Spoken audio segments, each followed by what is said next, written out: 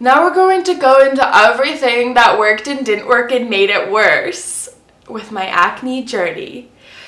So, disclaimer, my skin is more on the dry side.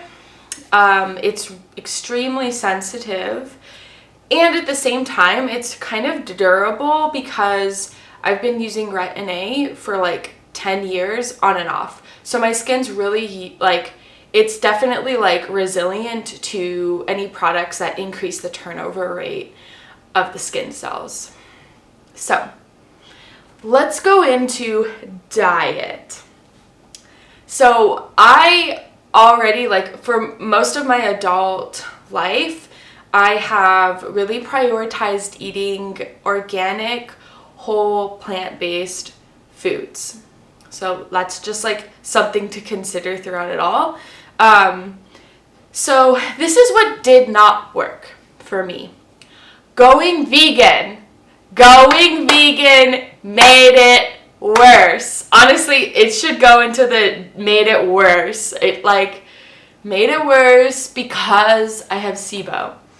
And a prime example of how it made it worse. This is another thing that I did. I tried raw veganism. That made it worse.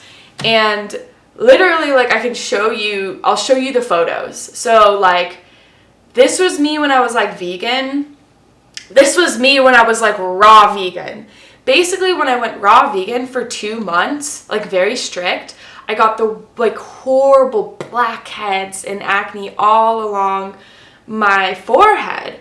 And I was just, baffled because I was I'm raw vegan. This should be making it better. No, it made it worse. Other things that I tried within the realm of veganism. High carb, low fat. Did nothing. Didn't help. I tried low fat, high carb. High carb, low fat, high fat, low carb. You know what I'm saying, girl.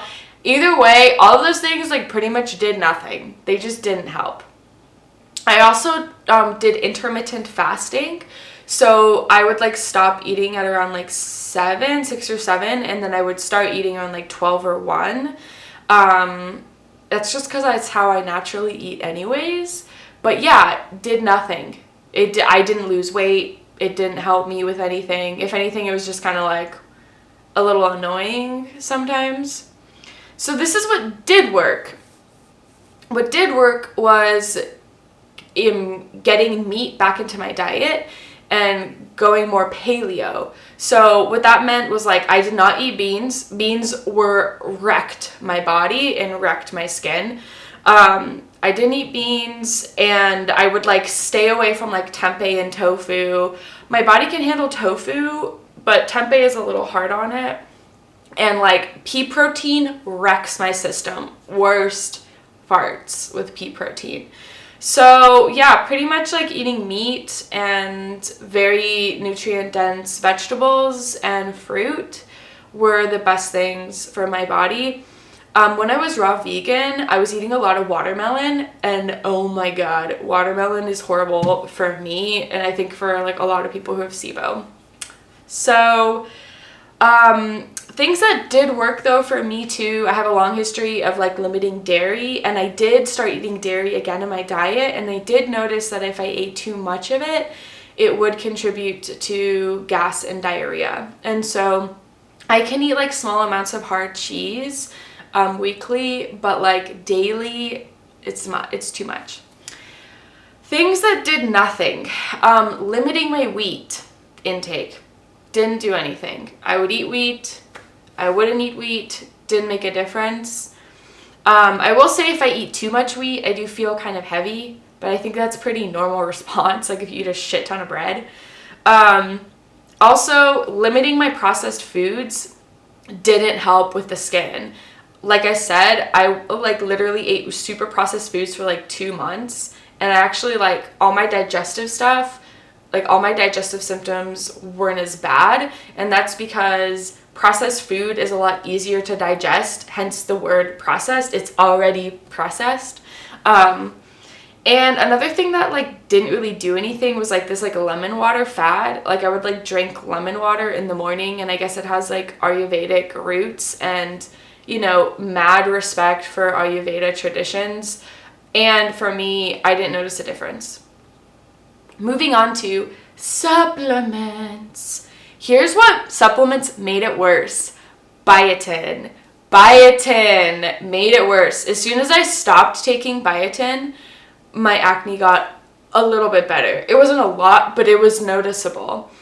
And after that experience with the biotin, I was just like a little bit traumatized, and I was very cautious with all supplements, especially because they're not really like regulated by third-party stuff. And I also just like prefer lifestyle adjustments, and I honestly have some fear around supplements. I just feel like it's really easy to listen to someone online be like, take this supplement, and then you take it, and like who knows what the real like long-term effects could be. So here's what supplements that I've taken that do really help me though. So fish oil really helps me with like it's hard to like describe, but like I just know that these things help me. They help me on a mental level, on an emotional level, with my skin, with my digestive health. Fish oil, vitamin D, and vitamin C.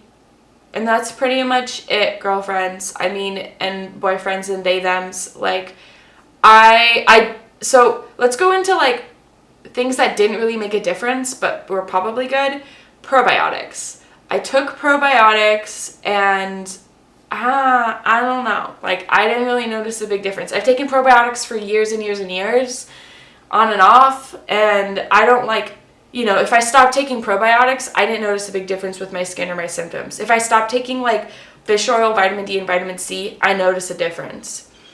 So these are supplements that I considered taking, but I did not, because again, I'm very skeptical and cautious of supplements. So micronutrient supplements and hormonal supplements like iron, zinc, magnesium, DIM, hormonal supplement DIM, I didn't take those. Everyone, like all these different people were like, you should take these supplements. And I was like, yeah, I think I'm good. Because as soon as I did deeper research, people were like, oh, if you take too much magnesium, you need to take calcium to like balance it out. And if you take too much, you know, zinc or iron, like you could get low. And I was just like, you know what? I'd rather just, again, focus on diet and lifestyle. Now, these are things that I'm still considering taking supplemental wise, and that would be a vitamin B complex. And that is because I've heard that people who have SIBO are chronically deficient in B vitamins. I haven't taken that yet. I'm going to, you know, touch my toes in it and see what it's like. Let's go on to facial products. So, what made it worse? What made it worse? Aztec clay made it worse. Aztec clay, I would put like apple cider vinegar in with the Aztec clay. Their like branding campaign worked on me, and I bought the huge ass bottle, and it dried out my skin. It made it worse. Other things, BHAs and I think it's APAs. I specifically use glycolic acid. These are chemical exfoliants. Glycolic acid made it worse. It dried out my skin. I already have dry skin. I already have sensitive skin. I thought it wouldn't because I use Retin-A, but no, it did. Other things, apple cider vinegar made it worse. Like, oh, you know what else made it worse? I just thought of it. What is it called? Hazel. You know what I'm trying to say. Some sort of toner. Witch hazel made it worse. Like, again, really drying on my skin. Like, didn't work. So, witch hazel, apple cider vinegar, no. Cleansers. I tried Cetaphil, CeraVe, Kate Somerville Daily Foaming Cleanser. Basically, like, all of these cleansers, they're supposed to be, like, especially the Cetaphil and the CeraVe, are supposed to be so sensitive and, like, so good for your skin. Honestly, they didn't work for me. I feel like they made it worse. Like, it didn't help. It didn't help. Other things that made it worse: dry brushing. I tried dry brushing on my face, and seriously, it would aggravate my face. It just like would make it worse. But I did do it on my whole body, and dry brushing is supposed to be really good for lymphatic drainage and, you know, circulation, and I did really like that, so I would totally do it again. And I still have my dry brushes. Here's what did work. Things that worked. Doing nothing. Seriously, like, especially because I was like trying all these like exfoliants and cleansers and the clay and the witch hazel and the blah blah blah blah blah. I would just like stop that. I just stopped it, and like my skin could just like take a moment to recover. So doing nothing was better for me than doing everything. Retin-A, obviously like the golden standard for anti-aging and just like acne in general. I've been using it since I was a teenager, so I love Retin-A. I use I think it's 0.5%. Honey absolutely helped with my skin. Honey is really soothing. It's an antimicrobial, and it's supposed to help with scarring somehow. But yeah, whenever I was just like, my skin was so like aggravated and painful and oozy, and I would just put honey, and it made it better. I think the best honey, I would use what's the one from like New Zealand? I can't remember. I'll post it, but it was like organic Manuka, really good Manuka honey. Other things, hyaluronic acid. I really loved hyaluronic acid. I still love it. I still use it because, again, it's like that really like nourishing, hydrating gel. The camera just stopped, but now we're back. So we're talking about hyaluronic acid and how I liked it. And I bought the Ordinary hyaluronic acid because it was affordable, and I liked the brand, and I liked their like mission and blah blah blah. Oil cleansing. Oil cleansing worked for me, and I really love organic jojoba oil, but I would say that it only helped to an extent. So I could use, and I still use oil cleansing, and I just use it like actually as like a moisturizer, once a day. But if I did it like twice a day, it was too much. So I liked it, but in moderation. Differin. I like Differin. Differin is a derivative of vitamin A, so it's like in the same family as Retin-A. I liked it. I think it helps like to an extent, and I'm actually going to talk about it in combination with benzoyl peroxide.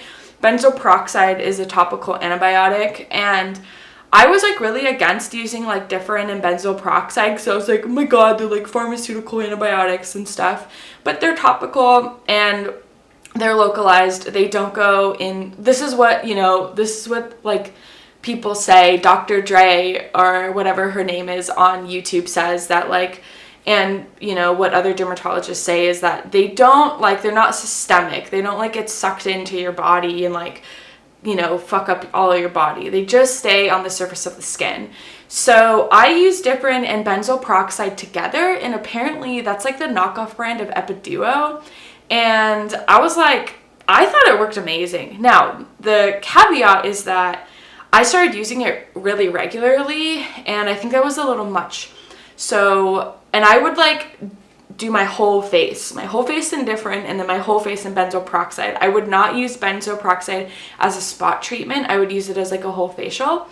And I think it was a little much. I think though, if reflecting back, I think what would have worked better would be to only use those products when I was really breaking out, and then as my skin was healing, give my skin a break, maybe like a few days to a week or a week or two, and then use that stuff. Because I think using it all the time, I just noticed like I think it kept aggravating my skin and actually making me have more acne. But I did like it.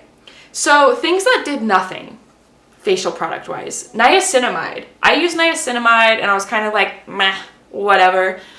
I like it, but you know, I didn't notice a big difference. Also peptides. I got peptides, used them, was just kind of like, didn't really notice a big difference. So, I don't know. Okay, moving on to herbs. herbs. I love herbs. I love herbalism. I love natural remedies. Duh, that's why I chose the path that I did.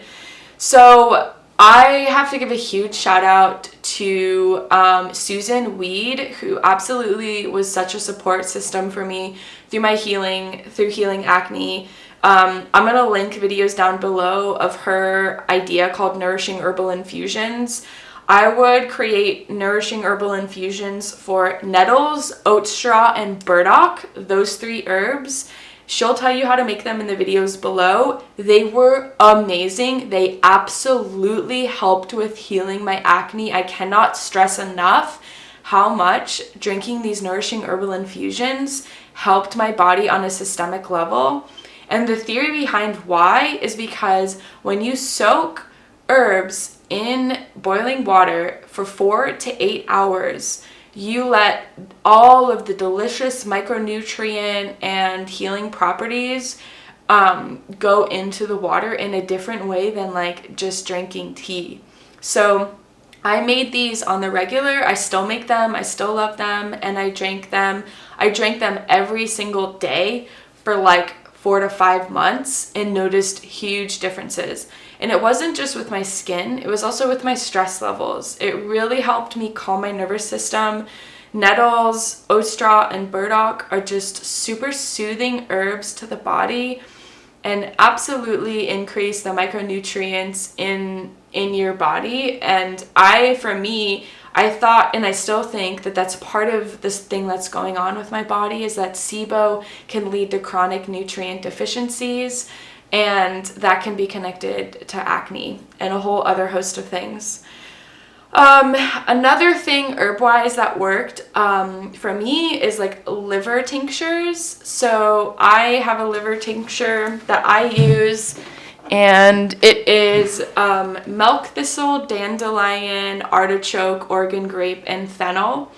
So I take this tincture every day, and like I was saying before, my liver is really affected by SIBO, and so these are tonic herbs, meaning I can take them daily and they're just supportive for my health.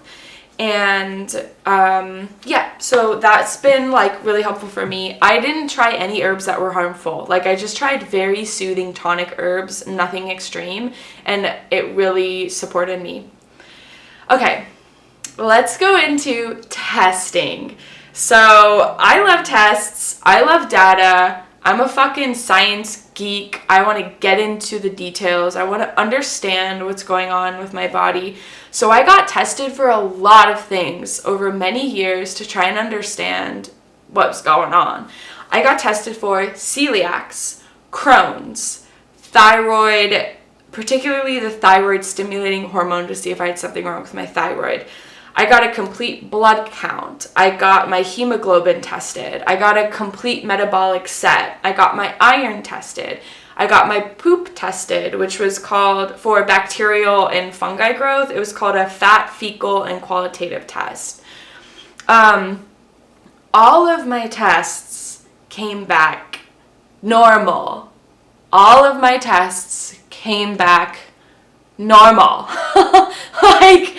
Which was good to know and also totally maddening, because I was like, what the fuck is going on with me? I considered getting tested, considered getting food allergy tested, but I decided that it wasn't worth getting tested for food allergies, and so did my doctor, because I don't have any sort of histamine allergic reactions to food, which would include like headaches, rashes, coughing, throwing up, like wheezing, short of breath.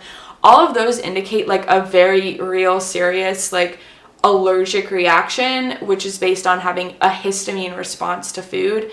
I don't have any of those. So testing was great, and also, didn't significantly help me understand what was going on with my acne, except for SIBO.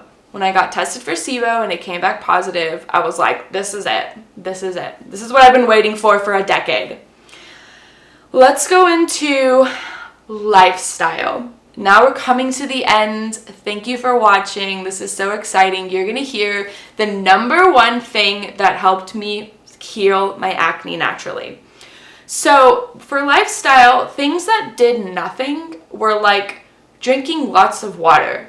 Like people were like, you need to drink a bunch of water to like flush the toxins out of your body. I drank a lot of water. It didn't do anything.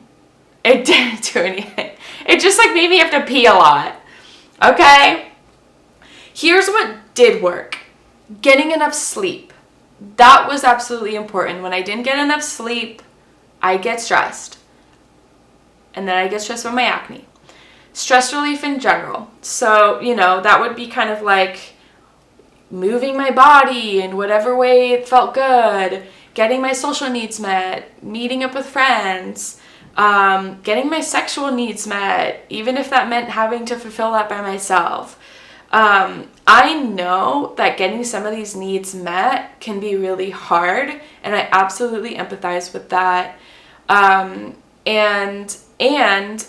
like, treating acne can absolutely be something that needs to be done holistically on an emotional, physical, spiritual, sexual level. And I know for me, as I got more of my needs met and found ways to communicate what I needed and what I wanted in my life with the people around me, with the community around me, when I was dating, I felt better. I felt more confident, and I felt the healing power of getting my needs met. So yeah, that's a lifestyle thing, and it absolutely helped me. Things that I am still considering doing and would consider you to look into is this thing called seed cycling. I just found out about it like a few months ago, and seed cycling is supposed to be really good for hormonal balancing and functionality. Okay, so what helped my acne the most? What helped it the most? It's gonna be really boring, but honestly, what helped my acne the most was time. It was time. I needed 2 years for my hormonal cycle to balance. And after the 2-year mark, after trying all of those fucking things, it was just like, as soon as my cycle started to regulate it, my acne started to heal. I have the data to prove it, So it was time. Yeah. I hope this video was helpful for you. And I know how painful and hard it can be to have chronic acne. And another thing that was huge for my journey was learning how to navigate and heal the depression that came along with the acne. So if you're interested in learning about what helped me through that journey, you can check out my 4 mindset tips to help with acne depression. I really wish you the best on your journey. Thank you for watching, and peace.